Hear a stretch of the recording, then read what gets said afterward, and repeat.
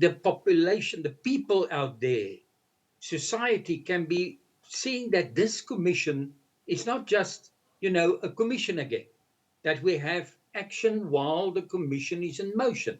I mean, we saw him the whole week on our TV, and there now he's arrested. We are still working with allegations and counter allegations. And now this will be taken to the court.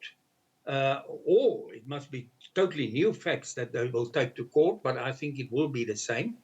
And then it must be proven. Some will stand, some will fall, and in the end, we will see some results. But if I just look at the allegations made at the Malanga Commission, then I must say it's very serious. Especially the one where this guy, where a group of people went outside of their jurisdiction, and they actually use a method that they call the tubing method, where they pull a bag over somebody's head, and then when this person died, this guy, when he died, they call Brigadier Julius Mangwanasi. Now, he actually told the commission, and I mean, the commission was clearly not impressed, or it didn't look as if they believe him, that he was called 2 o'clock in the morning, and then he decided he must jump into the car, drive. It's quite a bit of a distance, and then he arrived there, and they say no, they want to show him their success.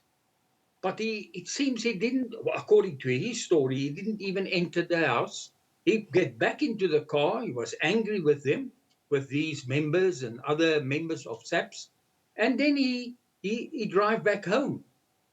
I mean, for me, it's too difficult to believe that story. Uh, and that's a serious allegation. I mean, he's the chief of the Ekurhuleni Metro Police Service, and this happened under his watch.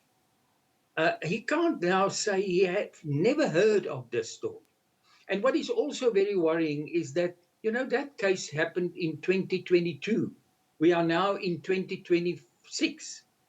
And I'm just asking, but why didn't the SAPS or the IPIT investigation took us 4 years in a very serious case of murder, and then even hiding the murder by throwing the person into a dam or a Yeah. lake?